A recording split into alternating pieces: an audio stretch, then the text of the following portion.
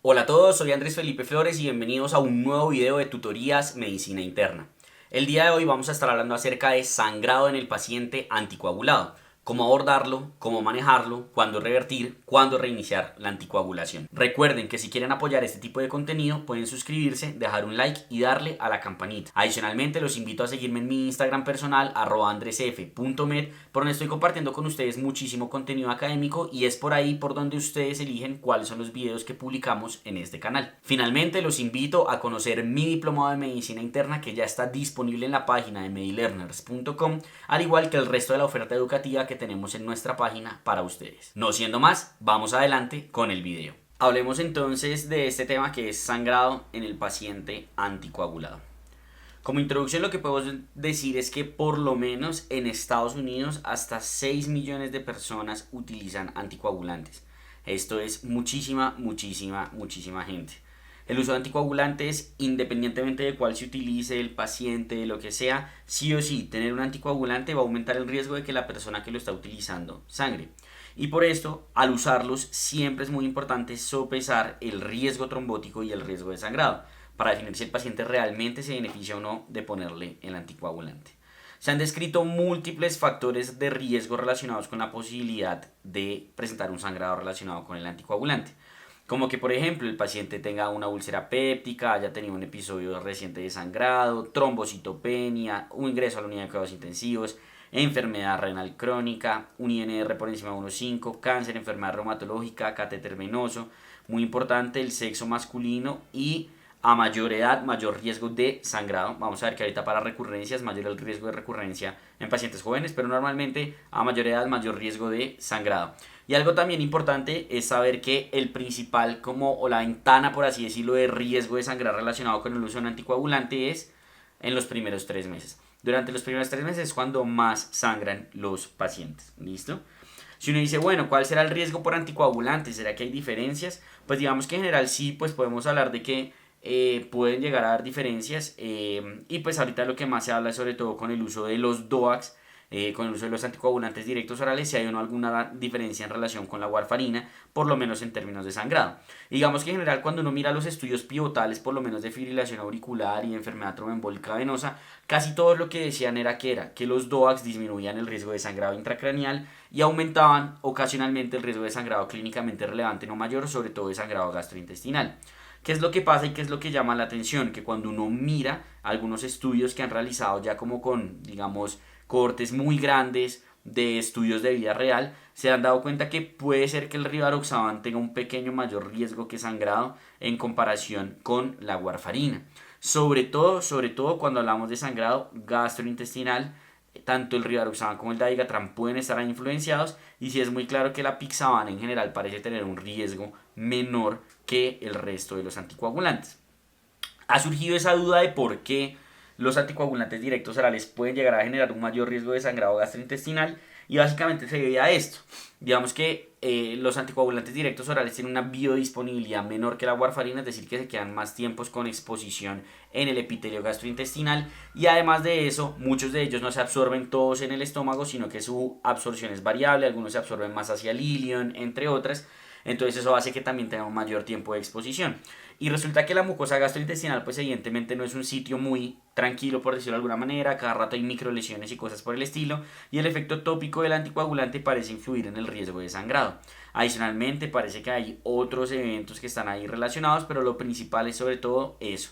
También hay, digamos, recirculación a nivel enterohepático, que también podría generar una reexposición de la mucosa gastrointestinal, entre otras. Entonces, digamos que en general el riesgo de sangrado, salvo que sea muy alto, cosas por el estilo, no va a contraindicar la anticoagulación. Pero sí es muy importante considerarlo, ya que es importante saber cómo podemos reducir el riesgo de que el paciente anticoagulado sangre. Para esto se han creado, digamos, diversos scores. Tenemos el Hasbled, el A3A, que pena esto es con A, el VTE-Bleed, el Hemorrhages, entre otros, que en general, pues si uno mira, su validación estadística, pues no es muy buena, ¿sí? Entonces, por esto mismo, algo muy claro es que esto jamás un score va a contraindicar el uso de un anticoagulante. Y es muy importante que uno debe determinar el riesgo tanto trombótico como de sangrado de manera dinámica para determinar si todavía se sigue dando ese favorecimiento por el riesgo trombótico y por el beneficio del anticoagulante de dar ese medicamento al paciente. Y en todas las visitas siempre habrá la posibilidad de interacciones medicamentosas que puedan predisponer o aumentar el riesgo del sangrado. Digamos que evidentemente la heparina aumenta el riesgo de sangrado y vamos a hablar al final de ella, pero casi todo el estudio de lo que sería sangrado en paciente anticoagulado está dado en pacientes con anticoagulantes orales. Los anticoagulantes orales, pues todos sabemos que el más antiguo es los antagonistas de vitamina K, que sería la warfarina o los cumarínicos. En el 2010 tenemos la salida o el estreno de los anticoagulantes directos orales y a futuro lo que se nos viene son los inhibidores del factor 11 como el asundexian, el simvexian, entre otros. Cuando uno mira, pues digamos que existen diversas estrategias que uno puede llegar a utilizar en el contexto de que el paciente sangre en tal caso de que sea necesario revertirlo.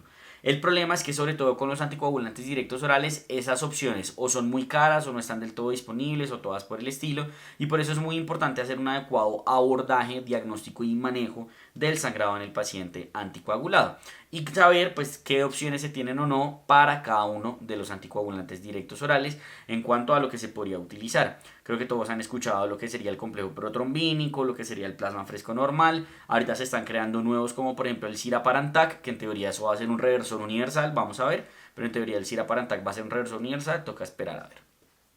Entonces, imagínense que ustedes tienen un paciente anticoagulado con warfarina, con dabigatran, con rivaroxaban, con apixaban, con lo que sea, y llega sangrando, ¿cierto? Lo primero que uno se tiene que preguntar es, bueno, ¿cómo manejo esta vaina, cierto? ¿Cómo voy a aproximarme a este paciente? Lo primero que hacer es, tengo que identificar el sangrado y tengo que clasificarlo. ¿Y cómo lo voy a clasificar? Lo voy a clasificar en un sangrado no mayor o en un sangrado mayor. Y a su vez el sangrado mayor tengo que determinar si es un sangrado que amenaza o que no amenaza la vida.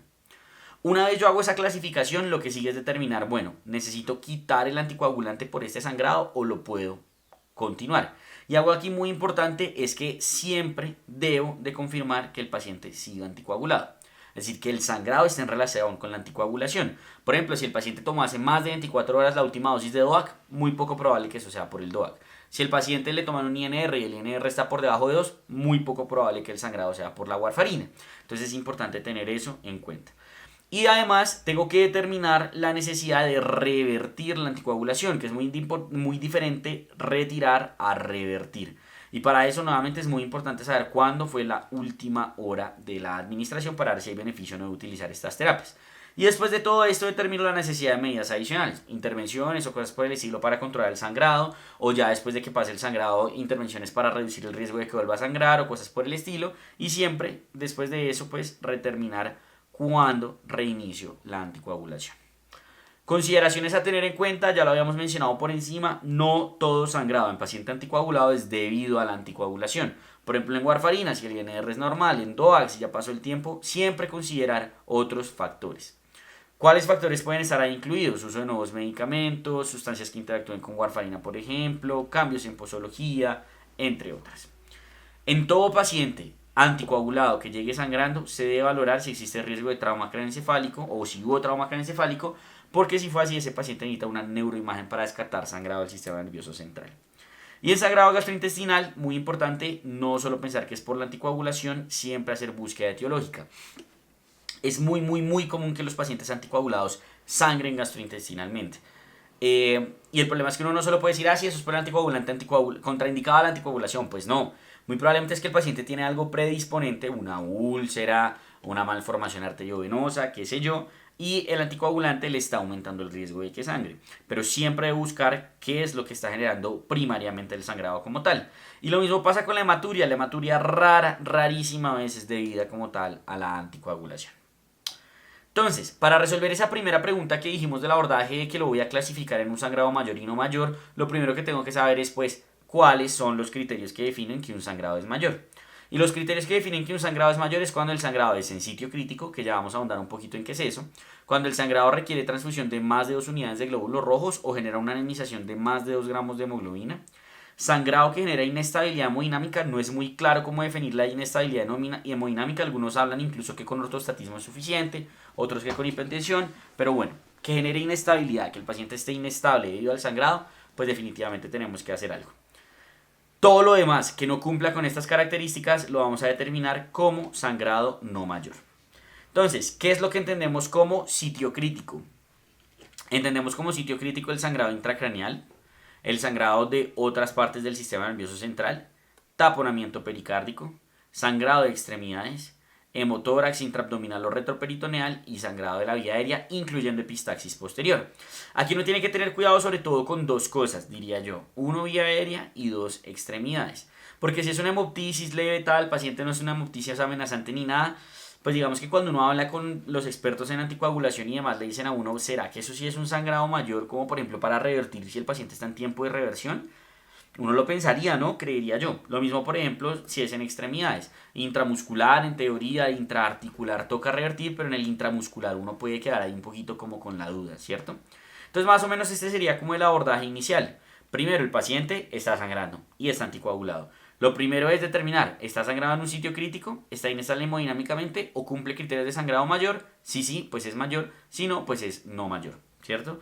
Si es no mayor, lo que tengo que determinar es si requiere intervenciones adicionales para saber si paro o no la anticoagulación o la continúo, mientras que si es mayor tengo que parar el anticoagulante sí o sí, y la pregunta que sigue es determinar si el paciente necesita o no necesita reversión.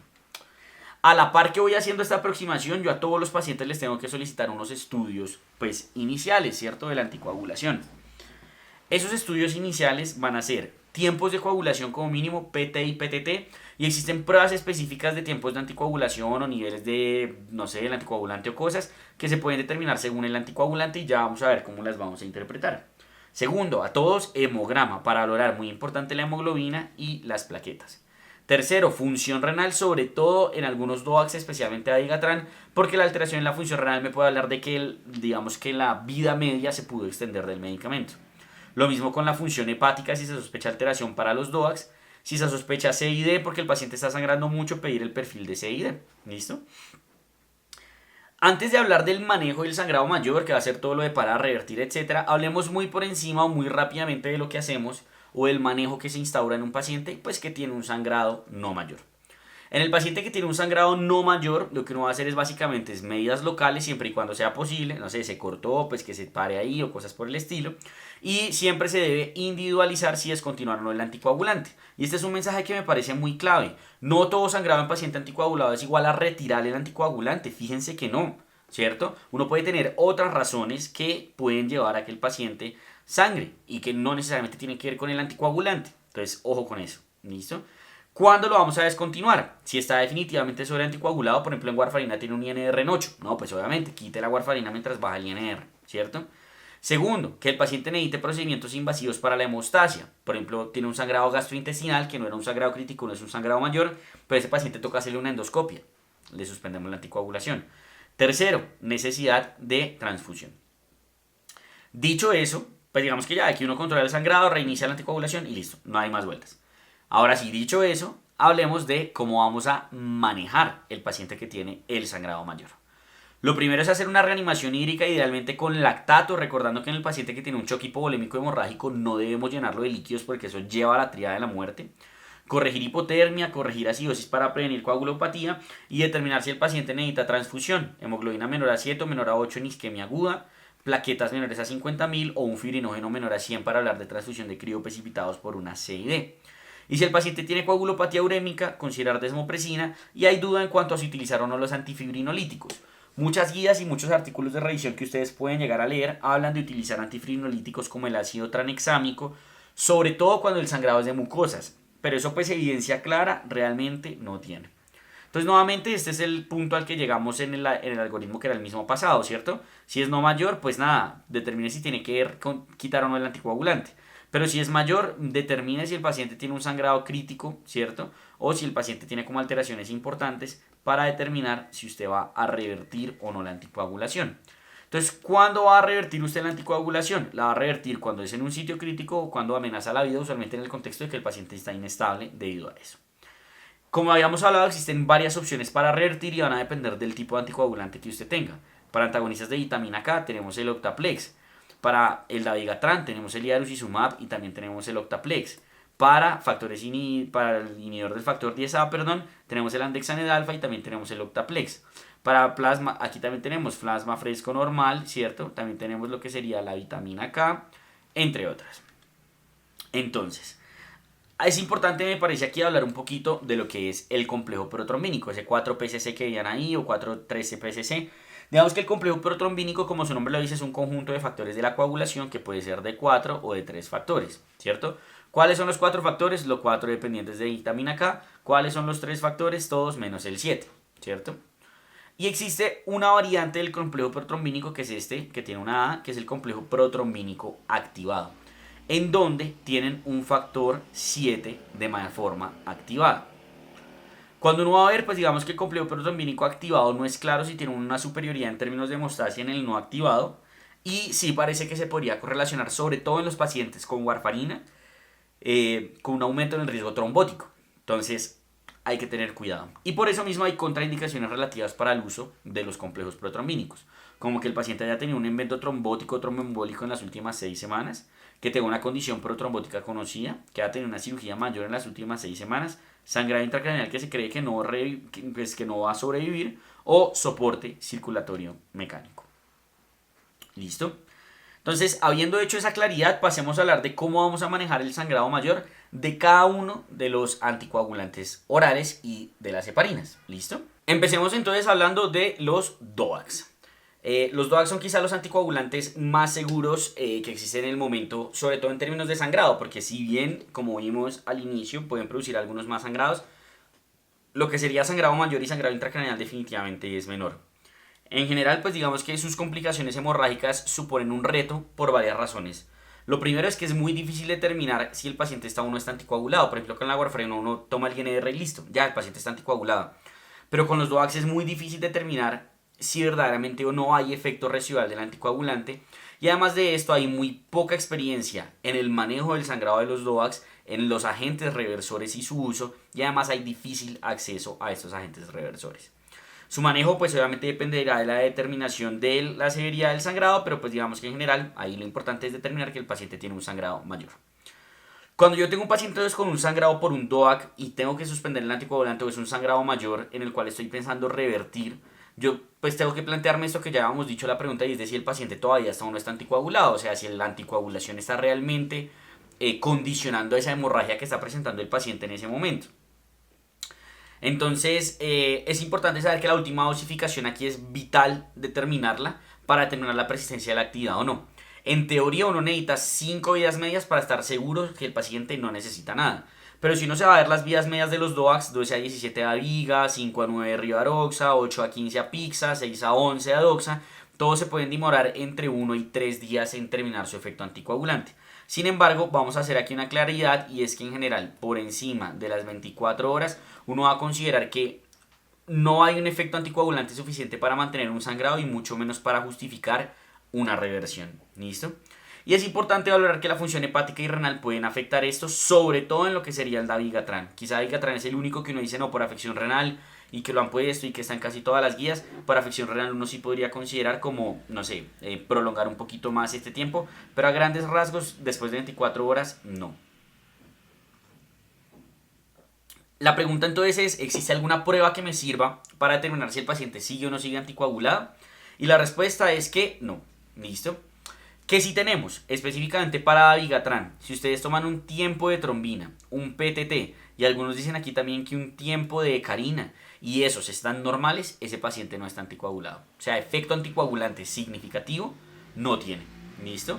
Ahora, confirmar que está anticoagulado o determinar que no está anticoagulado en Apixa, en Betrixa, en Edoxa, en Rivaroxa o en Dabiga, no se puede. Ahí hay un montón de cosas que están escritas en esas tablas que les estoy poniendo ahí, de cuándo uno podría pensar, etcétera, bla.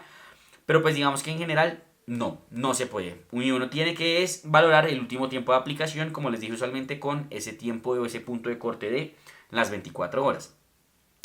Si uno entonces tiene un sangrado mayor, en un paciente con DOACs, en general pues digamos que todas las medidas que vamos a hablar tienen pobre evidencia, pero lo que uno podría recomendar sería el antídoto, complejo protrombínico, antifibrinolíticos y, si es posible, terapias de remoción. Como siempre y cuando haya evidencia o se desconozca si el paciente sigue anticoagulado. Terapias de remoción, ¿a qué me refiero? Si el paciente tiene una ingesta en las últimas 2 horas del anticoagulante, se puede hacer uso de carbón activado. Y en dabigatran, en teoría uno podría considerar en dabiga el uso de diálisis. ¿Cuál es el problema? Que pues quién va a meterle un catéter de diálisis a un paciente que está sangrando un montón y demás. Digamos que eso es más teórico y de hecho los estudios de diálisis en dabiga, cuando uno los ve, en general son más como de farmacocinética y que una diálisis remueve el 50% de la dosis que hay circulante y bla. Pero de beneficio clínico de la diálisis en dabigatran realmente no hay nada en términos, pues digamos, de estudios. ¿Listo? Que si no se recomienda. No se recomienda el plasma, no se recomiendan los crioprecipitados, salvo que haya otra indicación, como que por ejemplo el paciente esté en CID. Y tampoco se recomienda el factor 7 activado, o sea, el PSC que se utiliza es el normalito, no el activado. Eso es importante tenerlo en cuenta, ¿listo? Exceptuando dabiga, ya vamos a hablar ahorita de eso, pero en general no se recomienda el activado, por lo menos solo, ¿listo? Y también es importante eso, o sea, plasma fresco normal nunca vayan a utilizar como reversión en un sangrado mayor en un paciente con anticoagulante directo oral. Entonces empecemos hablando de cada uno de ellos y empecemos con dabigatran. El antígeno específico del dabigatran es el idarucizumab, que es un anticuerpo monoclonal que va contra el dabigatran y que se indica, como ya hemos mencionado, en pacientes con sangrado mayor que cumplan criterios de inestabilidad o sangrado crítico o que tengan indicación de cirugía emergente. Las dosis son de 5 miligramos, es decir, 2 ampollas o 2 viales de idarucizumab, y es importante que no se administran en forma conjunta con complejo protrombínico, se administra solo el idarucizumab. ¿Listo? Si uno no tiene idarucizumab, uno lo que debe hacer es indicar pues la administración de factores de coagulación. Y aquí, como les había dicho, es la excepción a lo que había mencionado anterior del factor activado, porque en el dabigatran sí se recomienda el uso del complejo protrombínico activado a dosis de 50 a 80 unidades internacionales por kilo. Porque aquí sí se recomienda porque los estudios que hay son con ese y no con los no activados, ¿listo? Pero de igual manera, si no tienen el FEIBA, que sería el activado, ustedes pueden utilizar Octaplex, pueden utilizar el de los 3 factores, a dosis de 25 a 50 unidades internacionales por kilo o a dosis de 2000 unidades internacionales. Y como les dije, lo de la diálisis pues se podría considerar, pero es bien debatible su verdadera utilidad clínica. ¿De dónde sale la evidencia del idarucizumab? El idarucizumab sale de este estudio que se llama el Reverse AD, en donde lo que hicieron fue, pues digamos, como ellos primero sacaron, por eso dice full cohort, antes sacaron como una cohorte parcial, con esa obtuvieron la aprobación de la FDA y ahí sacaron el resto de la cohorte.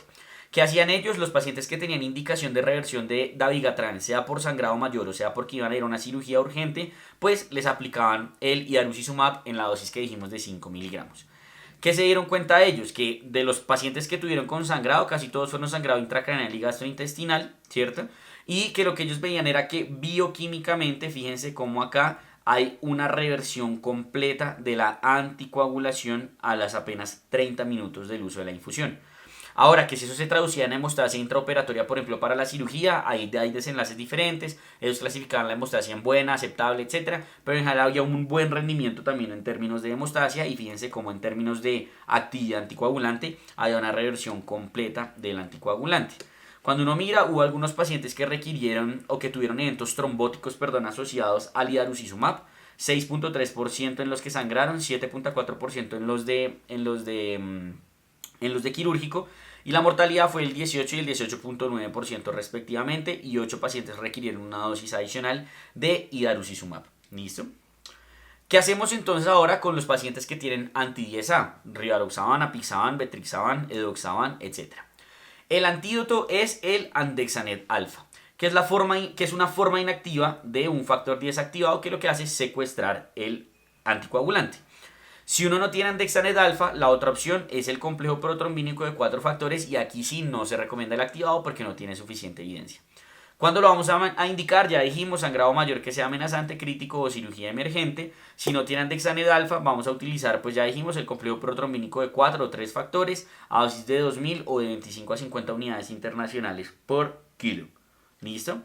Es importante saber que ninguno de los dos anteriores digamos, del complejo protrombínico y demás ha sido probado en ensayos clínicos aleatorizados, por lo que en general, salvo que no haya una verdadera indicación, en general pues digamos que uno no los utiliza, ¿cierto? En cuanto a la posología de lo que sería el andexanet alfa, va a depender de si la dosis fue alta o baja de la Pixaban. Ellos van si la dosis fue reciente o no de la Pixaban, la cantidad de dosis. Entonces, si la Pixaban, la dosis fue de menos de 10 o si fue de más de 10, ellos indican alta o baja dosis, ¿cierto? Y si la Pixaban, la dosis fue de menos de 5, ellos indican baja dosis. Y si fue mayor a 5, ellos indican alta dosis. Y fíjense que ellos acá, por lo menos a Pixaban, no dan después de las 8 horas. ¿Listo? ¿Qué se entiende como alta dosis o baja dosis? La alta dosis básicamente es un bolo inicial de 800 miligramos endovenoso y luego una infusión de 8 miligramos minuto por 120 minutos. Y el de dosis baja es 400 miligramos y una infusión de 4 miligramos minuto. ¿Qué estudio valida el andexanet alfa? Este que se llama el Anexa 4. El Anexa 4 es un estudio básicamente lo mismo del dabigatran, pacientes que tenían indicación de reversión por sangrado o porque iban a ser llevados a cirugías. Y aquí nuevamente pues digamos que es importante saber que si bien ellos incluyeron el edoxaban, solo era el 3 y el 2%, y también había enoxaparina, solo fue el 6 y el 6%. Principales sitios de sangrado, nuevamente gastrointestinal e intracraneal, y nuevamente lo que ellos se dan cuenta es que hay una reducción importante en términos bioquímicos con el uso del andexanet. ¿Cuál es el problema? Que a diferencia del dabigatran, en donde sí hubo una correlación con lograr una reversión bioquímica de la anticoagulación con la hemostasia, fíjense cómo ellos no lograron demostrar eso. Tienen una UC de 0.53, uno usualmente quiere una UC por encima de 0.708, de correlación entre lo que sería la disminución del nivel del anticoagulante con la hemostasia. Entonces no pudieron demostrar en este estudio que utilizar el andexanet se tradujera en menor sangrado. Sí se traduce en menor, digamos, como alteraciones paraclínicas, pero no lo podían comprobar en términos de sangrado. Y también hubo una importante tasa de eventos trombóticos, 34, digamos, a los 30 días, que es importante también tenerlo en cuenta. ¿Listo? En cuanto a la dosis del complejo protrombínico, pues digamos que en el andex, en los inhibidores del 10A es particularmente importante, por lo que el andexanet no está tan claro su aprobación o no, ¿cierto? La FDA pues ya lo tiene, pero hay muchos sitios en donde realmente no se ha aprobado. Entonces, en cuanto a cuál preferir, si utilizar la de por kilo o utilizar la estándar, que recuerden acá 25 a 50 o 2000, que era la estándar, en general lo que uno se da cuenta es que no hay diferencias en términos de hemostasia, eventos tromboembólicos ni nada entre las dos estrategias, pero lo que sí hay es una disminución en la cantidad de líquido necesario para administrar esto, y eso es importante tenerlo en cuenta porque en un paciente pues con sangrado uno no quiere meterle muchos líquidos en términos de la coagulopatía y demás. Ahora, si el andexanet alfa es verdaderamente superior o no al factor protrombínico, pues tenemos esta revisión sistemática y metaanálisis que en lo que sería, digamos, como el modelo, pues aquí hablan de efectos fijos o de modelo aleatorio. Es importante saber que aquí creo yo es mejor valorar el del modelo aleatorio porque tiene una heterogeneidad que está ahí en el palo en 50%, que es donde uno prefiere este modelo para el análisis. Y fíjense cómo ellos, por lo menos en este modelo, no encuentran una diferencia entre el andexanet alfa y el complejo protrombínico. Si utilizan el de modelos fijos, sí la encuentran, pero creo que hay esa limitación en la interpretación de este estudio. ¿Listo? No hay diferencias en trombosis, estancia en UCI ni duración en estancia hospitalaria. Entonces, pues no es clara esa superioridad. A futuro, ¿qué estamos esperando? Pues hay un estudio que viene específicamente de andexanet alfa en sangrado intracraneal en pacientes que están recibiendo inhibidores del 10A. Toca esperar a ver qué obtenemos en ese estudio. Este me parece bastante interesante, el JAK, en donde hacen como una comparación precisamente entre utilizar iarusizumab, utilizar andexanet o utilizar complejo protrombínico. Y fíjense cómo en términos de muertes realmente no hay mucha diferencia, en términos de hemostasia efectiva tampoco no, pero en términos de tromboembolismo el andexanet sí tiene una diferencia bastante importante con una mayor asociación de eventos tromboembólicos. Entonces creo que el resumen básicamente es, si ustedes tienen un sangrado con dabigatran, idealmente pónganle iarusizumab, si no pónganle complejo activado y si no 4 factores. Si tienen un sangrado con anti-10A, pues pueden considerar el andexanet alfa, aunque va a ser difícil que lo consigan y demás. Y si no, utilicen complejo protrombínico de 4 factores. Y recuerden, nunca utilizar plasma fresco normal. Este es un resumen que hay de un artículo de la Sociedad Europea que me parece también bastante bueno, en donde le dicen a uno, vea, si tiene dabiga, de iarusizumab como primera línea, factor 10A ellos dejan andexanet como primera línea, y sitios que no hacen eso, o complejo protrombínico. Y el factor 11, pues, ¿para qué lo hablamos, cierto? Porque el factor 11, pues, todavía no está disponible, apenas hay estudios fase 2. Ahora, ¿qué vamos a hacer con el paciente con warfarina? En general, digamos que en el paciente con warfarina el riesgo de sangrado se asocia con el nivel de anticoagulación que tenga el paciente. ¿Qué tan alto está el INR? Me implica qué tan alto es el riesgo de que sangre el paciente. Pero uno no se puede quedar solo con eso, hay muchos factores que pueden influir en que el paciente sangre. Por eso es importante saber que hay pacientes que incluso con INR en rango terapéutico pueden llegar a sangrar. Si yo tengo un paciente con warfarina que tiene un sangrado mayor, evidentemente voy a suspender la warfarina y voy a realizar reversión si el INR es mayor a 1.6. En otros artículos pueden encontrar que mayor a 2, pero en general casi todo lado se habla de 1.6. ¿Listo? ¿Con qué lo vamos a revertir? Vamos a utilizar dos cosas. Fíjense que a diferencia de los DOACs en donde utilizábamos o antídoto o complejo protrombínico, aquí vamos a utilizar las dos. Y esto es importante tenerlo en cuenta, porque si uno aplica complejo protrombínico, pero el paciente no tiene vitamina K activada, pues esos factores no se van a poder activar. Y si uno aplica vitamina K sin factores de la coagulación, tampoco va a servir de nada porque va a tocar esperar a que el paciente sintetice nuevos factores de la coagulación para poder activarlos. Entonces es muy importante tener eso en consideración. Son las dos cosas juntas. Entonces ponemos vitamina K endovenosa a dosis de 10 miligramos administrada en 20 a 60 minutos con el riesgo de que puede ser reacciones anafilácticas y eso. Y uno puede considerar repetir a las 12 a 6 horas dependiendo de si el INR mejoró o no. Y se da complejo protrombínico a dosis de 50 unidades por kilo o dosis estándar de 2000 unidades. Si no tiene complejo protrombínico de 4 factores, dele de 3 factores. Y si no tiene ese, aquí sí pueden utilizar plasma fresco normal. A diferencia de los DOACs en donde definitivamente no podíamos utilizar plasma fresco normal. Le toman el INR a los 30 minutos y si persiste elevado, uno puede llegar a considerar repetir la dosis, pero siempre, si ustedes ya pusieron vitamina K y complejo protrombínico y el INR sigue alto, piensen en otras vainas, como por ejemplo hipofibrinogenemia en el contexto de una CID. En cuanto a la vitamina K, es importante saber que la vitamina K genera una disminución lenta del INR. Por eso, solo si utilizan complejo protrombínico van a monitorizar INR a los 30 minutos. De resto, la vitamina K se puede demorar 12, 24 hasta 48 horas. ¿Listo? Entonces es importante porque el INR se corrige a medida que se sintetizan nuevos factores de la coagulación. Se utiliza de forma oral o endovenosa. No se recomienda la forma subcutánea o intramuscular. Y para el sangrado mayor, evidentemente endovenosa. Oral, pues no se vayan a poner a darle a un paciente. También es importante, no se debe abusar de su uso, pues cuando uno lo usa el efecto puede durar incluso semanas posterior a su administración. Entonces a veces uno ve que el paciente llega sin sangrado con un INR, no sé, en 6 y toma tu vitamina K endovenosa de 10 miligramos. Y fíjense que eso puede llegar a repercutir en que después reiniciar la anticoagulación a ese paciente sea un problema. ¿Listo? Cuando uno repite la dosis, usualmente 12 a 24 horas después, uno le da tiempo a que actúe la vitamina K, pues fuera del contexto del sangrado mayor en donde tenemos el complejo protrombínico y eso, ¿listo? Y si requiere más de 2 oral, uno debe sospechar pues mala absorción. Hay vitamina K1, vitamina K2, de momento no hay diferencia entre uno y otro, ¿listo? ¿Qué utilizar? ¿Cierto? ¿Qué utilizar en términos de plasma fresco normal o en términos de complejo protrombínico? En general el complejo protrombínico o los factores pues digamos que tienen una mayor efectividad en términos de reversión del sangrado, en términos de normalización del INR y en términos de requerimiento de transfusión. Entonces idealmente usen complejo protrombínico, si no tienen complejo protrombínico pues ahí sí utilicen el plasma fresco normal. Sé que se sale un poco del tema en el sentido de que el paciente no está sangrando, pero me parece muy importante y algo que uno siempre estudia cuando estudia sangrado en paciente anticoagulado es qué hacer con el paciente con warfarina que no está sangrando, pero tiene un INR supraterapéutico.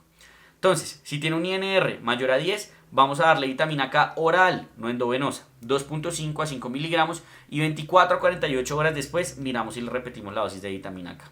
Si tiene un INR entre 4, 5 y 10, le detenemos la warfarina y consideramos, no es obligatorio, consideramos administrar vitamina K oral a bajas dosis de 1 a 2.5 miligramos.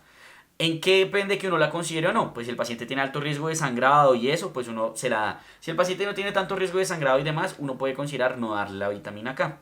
Y si el INR está por debajo de 4.5, o se omite la dosis de warfarina o se ajusta la dosis total semanal y listo. No hay que hacer nada adicional, que básicamente es lo que estamos viendo aquí en esta tablita que es del artículo de la ASH. A este me pareció chévere este artículo porque lo que dice es, bueno, ¿será que verdaderamente sirve dar, o sea, si el paciente no está sangrando y tiene un INR por encima de 10, ¿será que verdaderamente sirve dar la vitamina K? Resulta que en términos de sangrado mayor, sangrado clínicamente relevante, mortalidad por cualquier causa y tromboembolismo, no hay diferencias en darlo o no darlo. ¿En qué sí hay diferencias? Pues en lograr un INR terapéutico más rápido. Pero ahora, que uno diga que por esto a un paciente con INR por encima de 10 lo va a dejar sin vitamina K, me parece grosero, pues digamos, como atrevido, digámoslo así. Entonces, por encima de 10 yo creo que sí, entre 10 y 4.5 mi recomendación sería individualícenlo. Como les había dicho, casi toda la evidencia de cómo manejar el sangrado en el paciente anticoagulado está en anticoagulantes orales. Pero no es atípico, dependiendo de donde uno ejerza, pero no es atípico encontrar pacientes que llegan con sangrados mayores que están en anticoagulación con heparinas, por cáncer o cosas por el estilo. Entonces la pregunta es ahí, ¿qué hacemos? ¿Cierto? No hay evidencia de que el sangrado se asocie con los niveles de PTT, entonces uno no puede mirar el PTT ni nada para decir si hay o no hay efecto anticoagulante. ¿Qué mira uno? Nuevamente el tiempo de acción.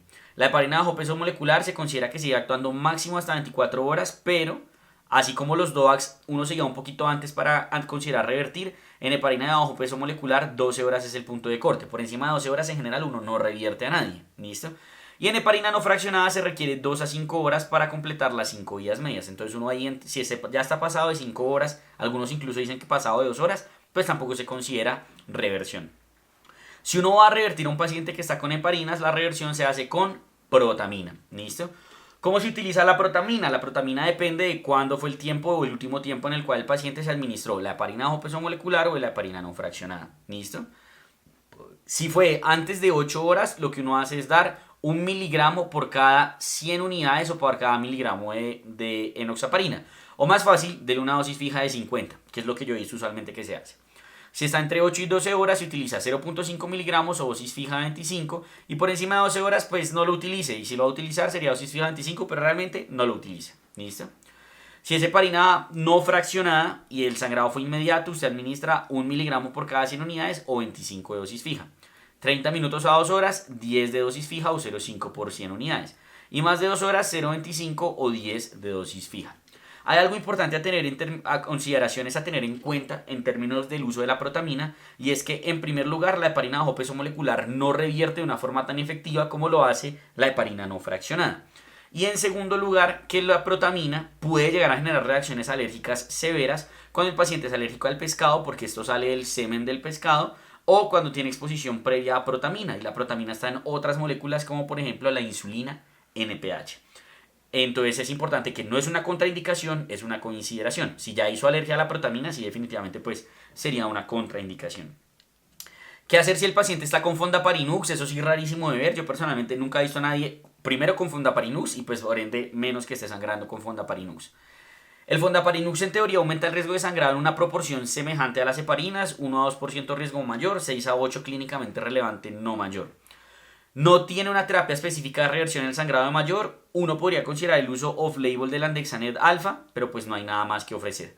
Y en cuanto a los antagonistas o los inhibidores de trombina, que son parenterales como el argatroban o el bivalirudin, pues realmente pues no hay mucho. Uno puede considerar diálisis, pero agentes reversores no existen como tal en esos pacientes. Entonces, en resumen, si yo tengo un paciente con sangrado mayor y el sangrado mayor es amenazante o está en un sitio crítico, lo voy a revertir, ¿cierto? Siempre y cuando todavía haya efecto del anticoagulante. Si el paciente está con warfarina y el INR está por encima de 1.6, le voy a aplicar complejo protrombínico y le voy a aplicar, muy importante, la vitamina K.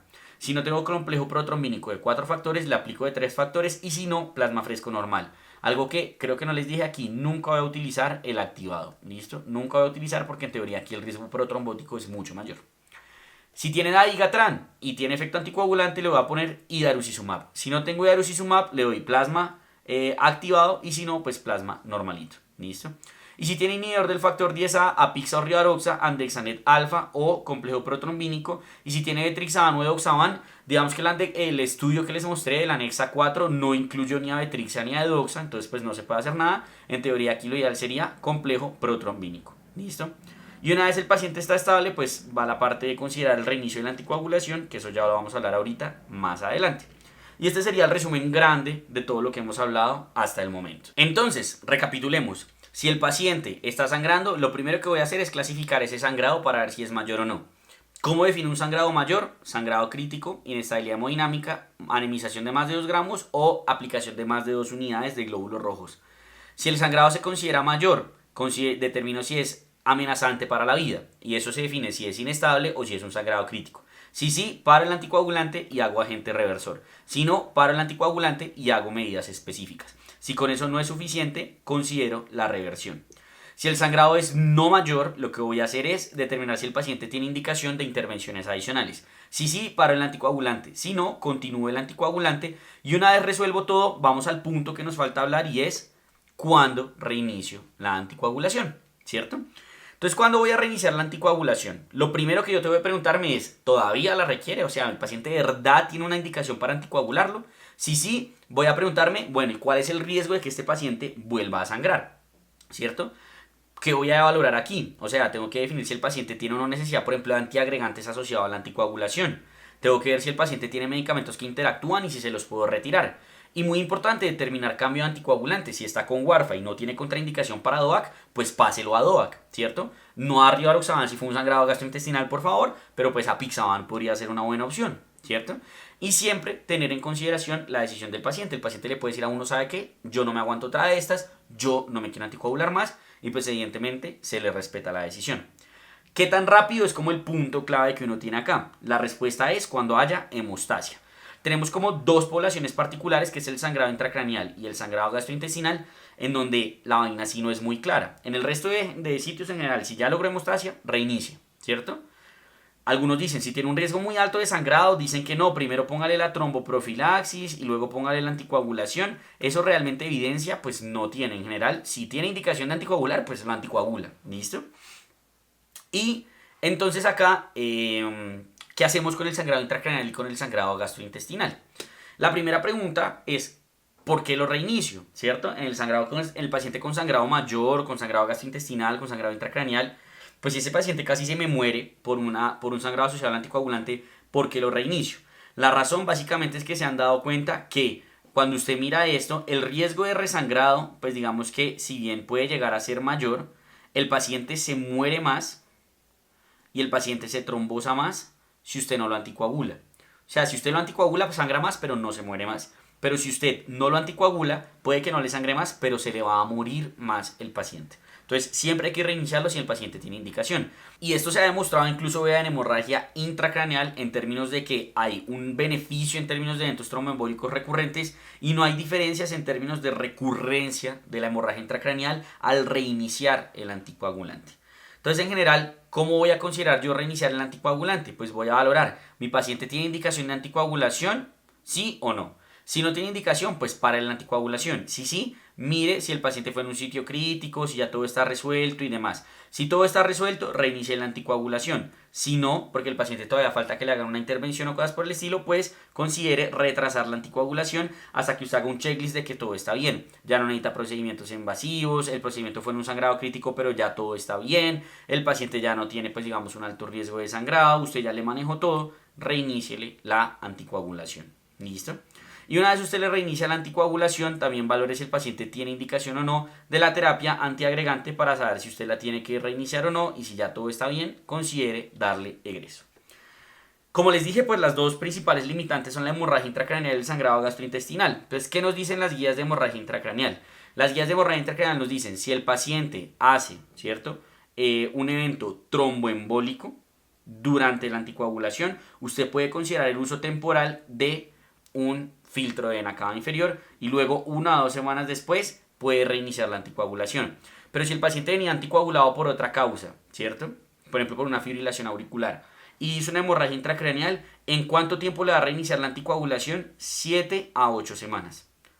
¿Qué es lo que pasa? Cuando uno va a ver los estudios de hemorragia intracraneal, incluso hablan de 2 a 50 semanas. O sea, son estudios que tienen, extensiones muy divergentes. Entonces, ¿qué se recomienda acá? Que uno haga una junta con neurocirugía, con radiología y demás, y con eso se define el mejor tiempo para reiniciar la anticoagulación. Y en términos de sangrado gastrointestinal, en general es, si usted considera que el paciente ya logró hemostasia, pues reinícielo, porque los estudios nuevamente van como de 3 a 20 semanas. Entonces, en general, si tiene buena hemostasia, usted puede reiniciar el anticoagulante. ¿Qué nos dicen las guías? Más o menos lo que hemos mencionado hasta el momento, ¿cierto? Aquí es específicamente hablando de reversión de DOACs. ¿Cuándo se deberían utilizar la reversión de los DOACs? Básicamente cuando el paciente tenga un sangrado mayor amenazante para la vida. ¿Cómo se deberían revertir? Idealmente con idarucizumab en el caso del dabigatran, y en el caso del anti-ISA considerarán Dexanet, o si no, considerar la parte del complejo protrombínico a 2000 unidades, ¿cierto? Cuando antes de un procedimiento invasivo, pues cuando realmente no se pueda retrasar más el procedimiento, y ya, pues digamos que eso sería como lo que nos dirían las guías. Y este es el resumen grande de todo lo que dijimos. Entonces, repasemos nuevamente. Me llega mi paciente sangrando, está anticoagulado. Y este es el resumen grande de todo lo que dijimos, entonces repasemos. Me llega mi paciente sangrando y está anticoagulado. ¿Qué es lo primero que voy a hacer? Determinar si el sangrado es mayor o no mayor. ¿Cómo determino que el sangrado es mayor? Si es en un sitio crítico, si está inestable hemodinámicamente, si tiene una disminución de más de 2 gramos por decilitro de la hemoglobina o he necesitado transfundirle más de 2 unidades. Si no tiene ninguna de esas, el sangrado es no mayor y voy a valorar si el paciente tiene necesidad, por ejemplo, de transfusiones, intervenciones como una endoscopia o cosas por el estilo. Si sí, le paro el anticoagulante y una vez todo esté bien, le reinicio el anticoagulante. Si no, le continúo el anticoagulante. ¿Listo? Ahora, si el sangrado fue mayor, la siguiente pregunta es, ¿el sangrado es amenazante para la vida? Entendiendo esto como inestabilidad hemodinámica o como sangrado en sitio crítico. Si es así, además de parar el anticoagulante, reviértalo. Si no, solo pare el anticoagulante y haga las medidas necesarias para controlar el sangrado. Una vez usted controle el sangrado, la siguiente pregunta es, ¿el paciente tiene indicación de reiniciar la anticoagulación? O sea, ¿de verdad tiene que estar anticoagulado? Si no, pues listo, le quita la anticoagulación. Sí, entonces usted tiene que valorar que todo esté bien, que si fue en un sangrado en un sitio crítico ya haya pasado el tiempo prudente, que ya no tenga un riesgo de resangrado muy alto, que ya le haya manejado las comorbilidades, que ya el paciente tenga hemostasia. Si todo eso está bien, pues entonces usted le reinicia la anticoagulación. Con eso terminaríamos entonces esta presentación de sangrado en paciente anticoagulado. Espero que les haya gustado. Cualquier duda que tengan déjenla en los comentarios y si quieren seguir aprendiendo con nosotros lo pueden hacer en el video que está en sus pantallas.